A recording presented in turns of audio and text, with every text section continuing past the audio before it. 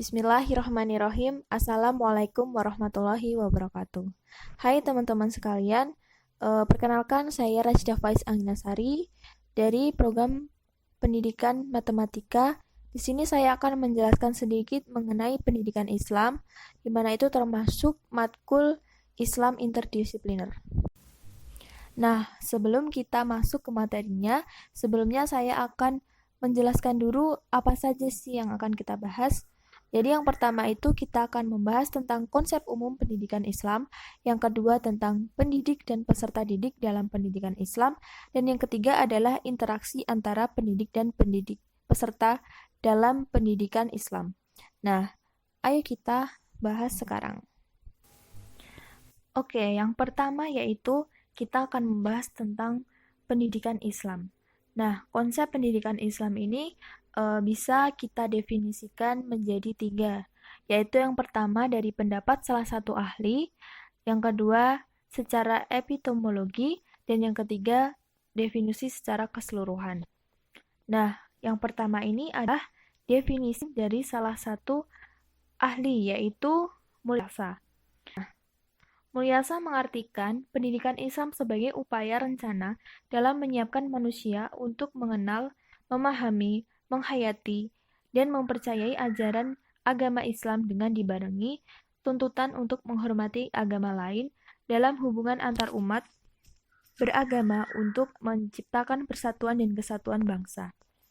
Pendidikan Islam memiliki posisi yang sangat penting dalam kehidupan manusia, karena sangat berperan dalam membangun kehidupan sosial yang memposisikan manusia dalam pluralisme kehidupan setiap manusia.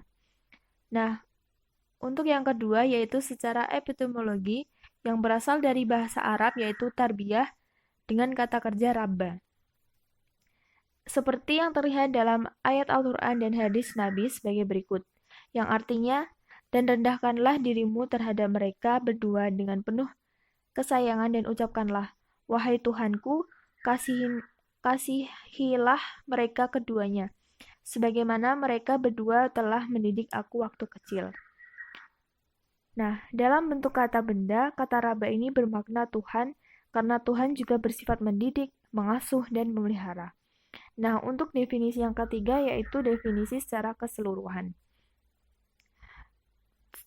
Dari secara keseluruhan, pendidikan Islam memiliki arti rencana atau penyusunan dan pelaksanaan suatu kegiatan yang bertujuan untuk mengubah pemahaman mereka ke arah yang lebih baik dan benar, sehingga dapat terwujud keadaan yang lebih. Nah, selanjutnya yaitu penjelasan mengenai pendidik dan peserta didik dalam pendidikan Islam. Yang pertama adalah pendidik dalam pendidikan Islam. Apa sih itu pendidik?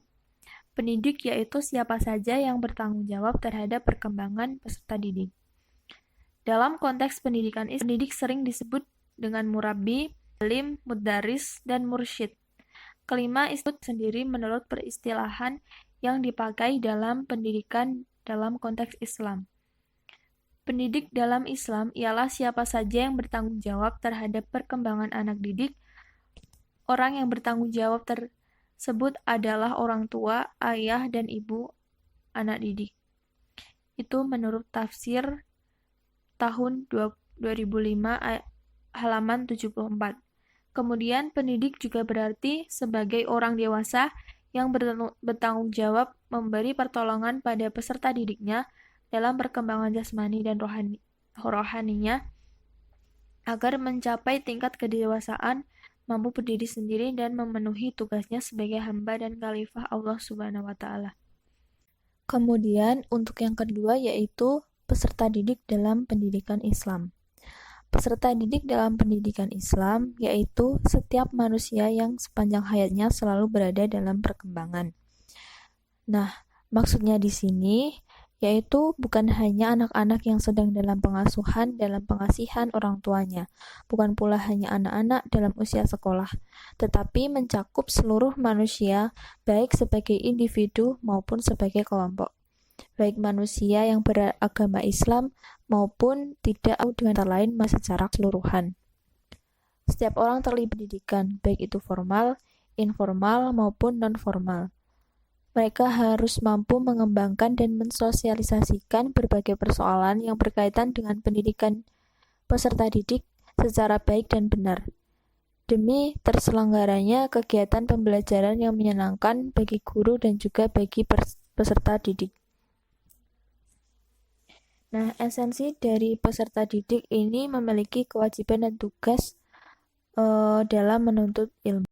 Oke, untuk poin yang terakhir yaitu interaksi antara pendidik dan peserta didik. Nah, interaksi ini merupakan interaksi edukatif dalam Al-Quran yang terdiri dari dua metode, yaitu metode searah dan interaktif. Nah, metode searah ini menggambarkan sentralisasi kegiatan pendidikan pada pendidik. Anak didik diposisikan sebagai objek pendidikan yang harus diisi dengan materi pendidikan. Metode secara searah ini memiliki relevansi dengan materi pengajaran yang bersifat dogmatis seperti masalah keimanan dan ibadah. Sikap tegas pendidik disertai tanggung jawab atas profesi pendidikan mampu mengkondisikan sikap patuh bagi anak didik. Nah, pola interaktif ini menggambarkan interaksi pendidikan berjalan dua arah antara pendidik dan anak didik. Pola ini menjadikan dialog sebagai sarana komunikasi untuk penyampaian pesan pendidikan. Efektivitas pola komunikasi ini mengkondisikan pendidikan pada sifat demokratis, humanis, karena memberdayakan potensi anak didik secara rasional dan juga emosional. Selanjutnya saya akan menanggapi sebuah kasus, yaitu kasus guru yang memukul dan melecehkan murid. Nah, pada soal itu ada dua sebenarnya, namun karena kita disuruh memilih salah satu, jadi saya memilih yang guru memukul dan melecehkan murid. Nah, pada kasus ini, menurut saya sebagai seorang guru seharusnya mengemban sebuah tugas dan tanggung jawabnya. Nah, pada kasus tersebut menggambarkan bahwa guru tersebut tidak bertanggung jawab atas tugas dan kewajibannya sebagai guru yang seharusnya membimbing murid-muridnya untuk pelajaran yang lebih baik lagi. Kemudian, guru itu seharusnya menjadi role model bagi muridnya. Nah, ada sebuah pepatah, guru itu digugu dan ditiru. Maka dari itu, seorang guru itu seharusnya memiliki kewibawaan dan memiliki contoh bagi murid-muridnya. Karena apa? Karena siswa itu adalah pencontoh yang baik. Karena dia memiliki sifat yang masih polos di dalamnya seperti kertas putih, maka dari itu kita harus mencoretnya dengan hal-hal yang baik. Kemudian dari masalah tersebut juga akan merusak fisik dan mental murid. Nah, dari memukul tersebut bisa melukai dan juga menambah rasa sakit dari si anak tersebut dari misalnya dimarahi ataupun dicaci maki. Nah, melecehkan murid juga sangat tidak berperi kemanusiaan karena seharusnya seseorang itu harus melindungi perempuan dan anak-anak.